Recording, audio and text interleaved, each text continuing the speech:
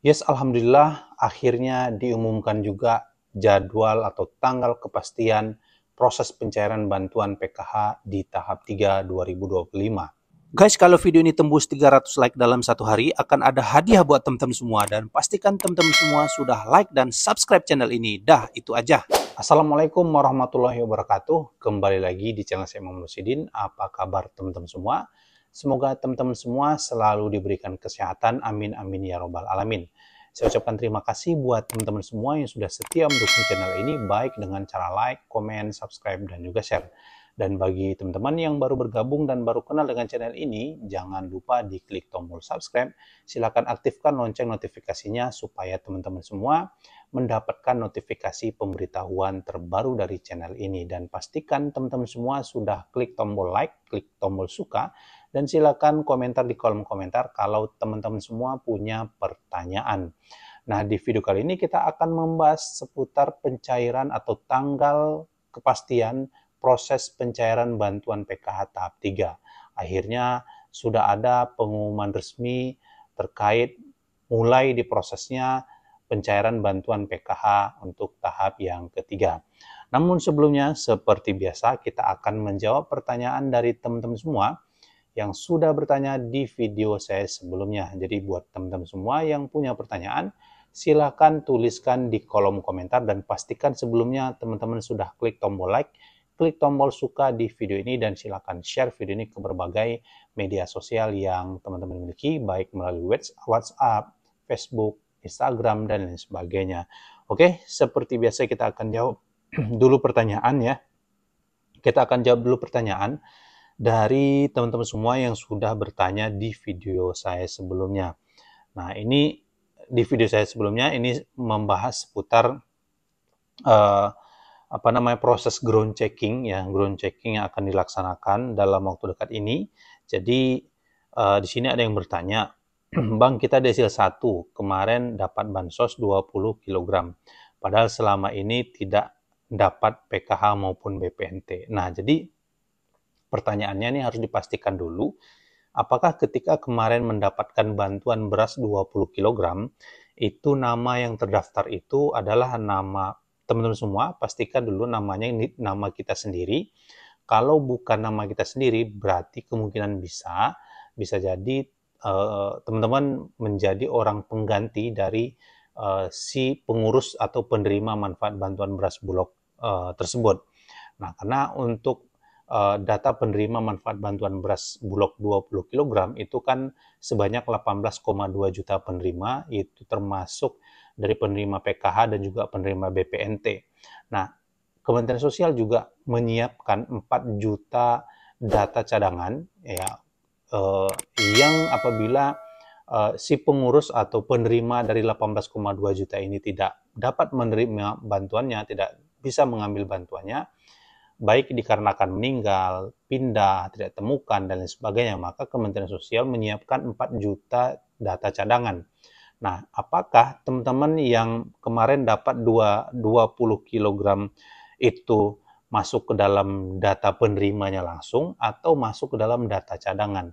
Kalau masuk ke dalam data cadangan itu tidak serta-merta terdaftar langsung sebagai penerima PKH BPNT. Tapi kalau memang benar-benar teman-teman semua kemarin yang langsung terdaftar sebagai penerimanya, penerima beras 20 kg, berarti kemungkinan besar teman-teman kedepannya akan menerima bantuan PKH dan juga bantuan BPNT, karena data penerima CPP atau beras Bulog 20 kg ini bersumber dari data penerima manfaat BPNT, baik BPNT murni dan juga BPNT yang juga menerima bantuan PKH.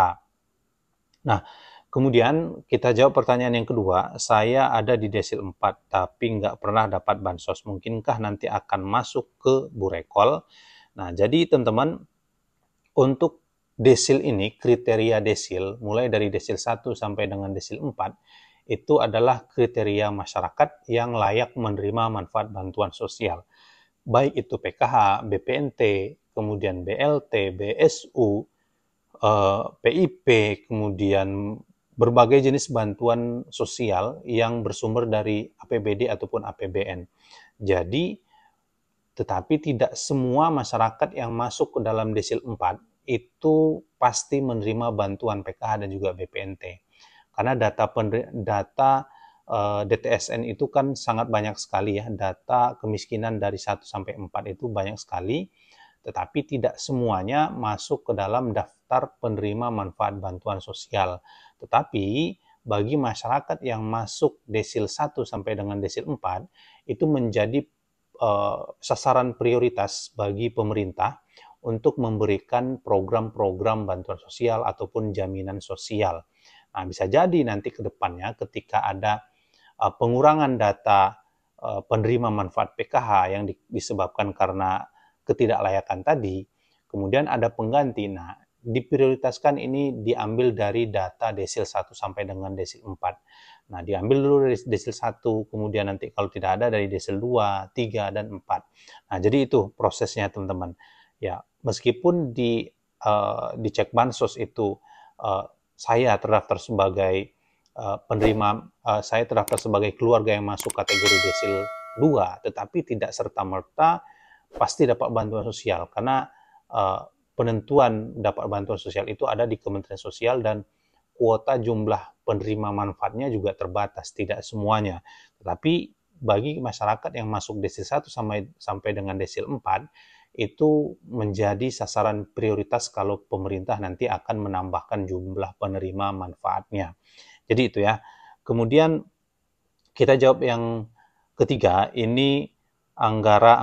Nah, ini kita jawab ya pertanyaannya. Aku sudah leka dan beri hype juga. Oke, makasih ya. Kak mau nanya dong, misalnya ada satu kakak, anggota keluarganya 2 orang. Kepala keluarga dapat BPNT dan anggota keluarga keduanya lansia umur 76. Apakah bisa dapat PKH? Mohon penjelasannya. Oke, jadi untuk Anggara, ini yang pertama, langkah yang pertama, Anda harus melakukan pengecekan data melalui aplikasi Cek Bansos. Ya, aplikasi Cek Bansos, download aplikasinya di Google Play Store, kemudian verifikasi data, pakai KK, KTP, kemudian nomor handphone, email. Nanti setelah diverifikasi, silakan cek data berdasarkan nomor KK ataupun nomor NIK. Kalau dia masuk kategori atau kriteria desil 1 sampai dengan desil 4, itu menjadi sasaran prioritas bagi pemerintah untuk menambahkan jumlah penerima manfaat bantuan sosial. Tetapi kalau kategori desilnya berada pada desil 6 sampai dengan desil 10, maka itu masuk ke dalam kategori masyarakat yang tidak layak menerima bantuan sosial, artinya tidak bisa menerima bantuan sosial ya. Jadi cek dulu di aplikasi Cek Bansos apakah data Anggara tadi masuk ke dalam desil 1 sampai dengan desil 4 atau seperti apa. Nah, jadi itu ya, langkahnya harus dilakukan pengecekan dulu di aplikasi Cek Bansos. Kalau di kriteria lansia 76 itu sudah masuk ke kriteria lansia Kementerian Sosial yang masuk komponen penerima manfaat bantuan program Keluarga Harapan. Oke, kita akan masuk ke topik utama seputar tanggal kepastian pencairan bantuan PKH tahap 3 mulai diproses. Jadi, teman-teman, di minggu ini kami menerima surat resmi dari Kementerian Sosial. Ini terkait perintah atau instruksi untuk melakukan proses ground checking tahap 2, di mana proses ground checking tahap 2 ini merupakan proses ground checking lanjutan dari tahap 1 di bulan Mei kemarin. Nah, jadi dari proses ground checking tahap 2 ini, hasilnya nanti akan diserahkan oleh Kementerian Sosial ke pihak BPS atau Badan Pusat Statistik. Nanti di Badan Pusat Statistik, mereka akan mengelompokkan kriteria keluarga kemiskinan berdasarkan ya variabel-variabel yang ditanyakan nanti saat verifikasi kelayakan. Nah, ketika proses verifikasi kemudian pengecekan ke rumah, tentu harus sesuai dengan kondisi yang ada real di lapangan. Misalnya dia punya rumah sendiri, punya mobil, punya kebun, penghasilan besar, dan lain sebagainya. Jadi berdasarkan itu nanti BPS akan melakukan pengelompokan perankingan ketidaklayakan atau kelayakan atau kemiskinan. Jadi nanti dari situ BPS akan menentukan siapa yang masuk desil 1, 2, 3, 4 sampai dengan 10. Nah, jadi dari hasil pengelompokan BPS itu menjadi patokan Kementerian Sosial untuk mensinkronkan data tahap 3-nya nanti. Di tahap 3 itu akan berbasis data dari ground checking tadi ya. Kemudian ground checking masuk ke BPS, BPS mengelompokkan berdasarkan desil, desil akan dipakai oleh Kementerian Sosial untuk menetapkan penerima manfaat bantuan PKH tahap 3. Karena memang kata Pak Menteri, untuk proses verifikasi kelayakan data penerima manfaat bantuan sosial itu akan dilakukan setiap 3 bulan sekali. Nah, jadi teman-teman, nanti Kementerian Sosial akan cut off per tanggal 18 di bulan kedua setiap periodenya. Misalnya contoh, di periode bulan tahap 3 ini ada bulan Juli, Agustus, September, Kementerian Sosial akan menutup atau mengambil data per tanggal 18 di bulan Agustus atau di bulan kedua di setiap periode. Jadi nanti mulai tanggal 18 Agustus, Kementerian Sosial akan mulai mengolah data untuk persiapan pencairan bantuan PKH tahap 3. Nah, biasanya tidak lama dari pengolahan data atau sinkronisasi data, validasi, verifikasi data itu, tidak lama dari situ, maka bantuan sosial mulai akan diterbitkan SP2D sampai SPM nantinya.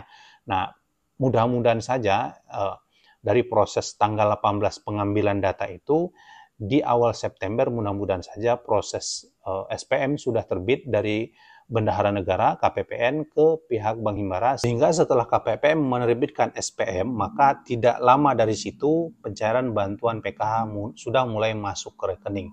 Kurang lebih jaraknya kurang lebih sekitar 2 minggu. Jadi kemungkinan besar bantuan PKH tahap 3 akan mulai disalurkan di awal bulan September di minggu pertama.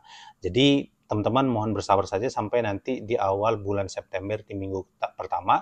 Tetapi kita sangat berharap ya pencairan bantuan PKH tahap 3 bisa dipercepat di akhir bulan Agustus. Semua itu tergantung kebijakan dari Kementerian Sosial dan tergantung kesiapan data atau verifikasi data dan validasi data setelah proses cut off di tanggal 18 tadi. Jadi itu teman-teman bocoran tanggal atau jadwal pencairan bantuan PKH tahap 3 tahun 2025 berdasarkan surat resmi yang dikirimkan oleh Kementerian Sosial kepada para pendamping PK yang ada di lapangan. Semoga informasi ini bisa bermanfaat dan berguna bagi teman-teman semua. Pastikan teman-teman semua sudah klik tombol like video ini dan silakan tuliskan di kolom komentar kalau teman-teman punya pertanyaan. Dan pastikan teman-teman juga sudah subscribe channel ini. Silakan aktifkan lonceng notifikasinya juga supaya tidak ketinggalan informasi-informasi terbaru dari channel ini. Saya Muhammad Sidin. Saya ucapkan terima kasih yang sudah nonton video ini. Assalamualaikum warahmatullahi wabarakatuh.